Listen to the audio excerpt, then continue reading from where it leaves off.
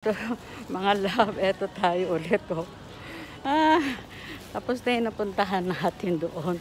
Eto, namili ako, 'di ba? Talaga nilakasan ko na yung loob ko maglakad na tumingin ng makakamura kasi pag ganitong gabi na, talagang mura. Nakabili po ako ng gulay ko na marami-rami. Eto, ang bigat-bigat to. Ayan oh. Tsaka yung binili kong baboy. Nakakita man ako. Yung ano lang siya, 2 pieces na hiwa, slice na para kay Abby. Ngayon, nagbili tayo ng potato, tsaka itong ninjin, ano ba yung ninjin, carrots, para bukas, lutuan ko yung anak ko. May manok kasi sa bahay yung binigay ng anak ko. Oh, buti nga, nagbibigay sila ng pagkain naman sa akin. At yung bigas nga binigay ni JR, ni kasaltik nyo, malapit na siguro sa isang araw bus na yun. Siyempre lalaki yung apo ko, talagang ganun, masarap kumain ng mga bata, diba no? Pagod ako.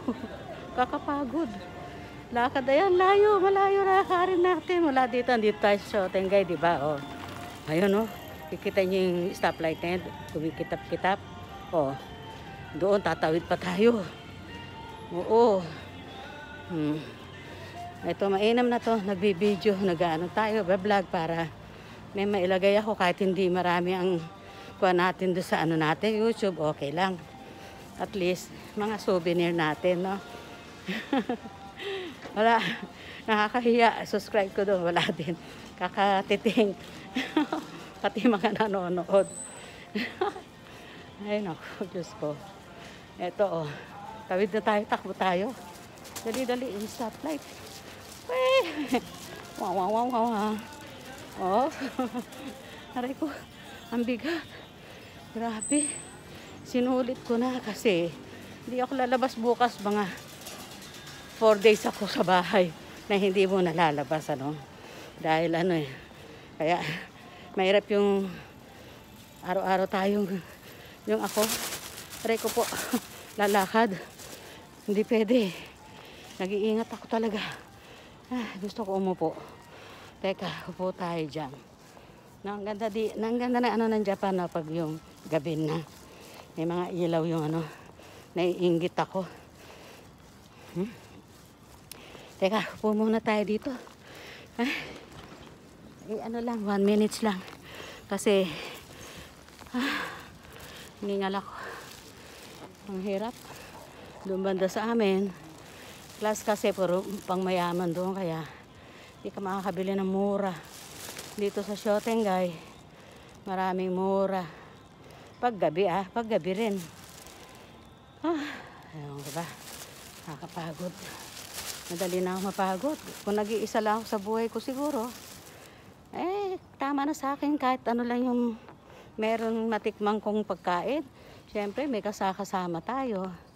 Mula na isang araw nga, hindi kumakain apo ko dyan dahil wala ako niluluto. Sa labas kumakain. Kasama kay friend niya.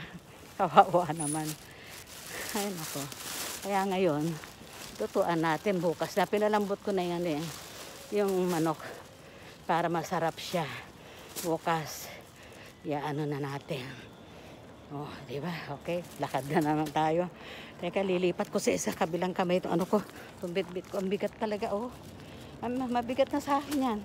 Alam niyo kung ano, nasa 2 kilot ano na to. Hindi siya 2 kilot kalahati, mga 1/4. Bigat eh. Paano hindi mabigat? Mayroong patatas. Mabigat yun. May carrots. Tsaka yung, ano pa ba yun? Kalimutan ko yung mga binili. Pati yung gulay na daganan na. Ewan. Ako, taog-taog na.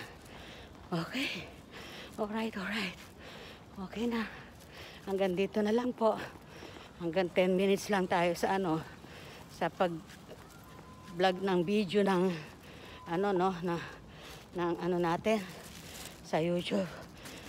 Hiningal ako ano. Okay. Mga love. O sige na, mga lodi ng anak ko, syempre. Totoo yun. Tingnan, kahit ganito tayo, namimiss natin. Namimiss na natin si katama nyo. Naintindihan ko naman kayo eh. Marami pa rin nagmamahal sa katama. Salamat na maraming salamat po talaga. I love you all. Bye. See you there. See you there sa bahay.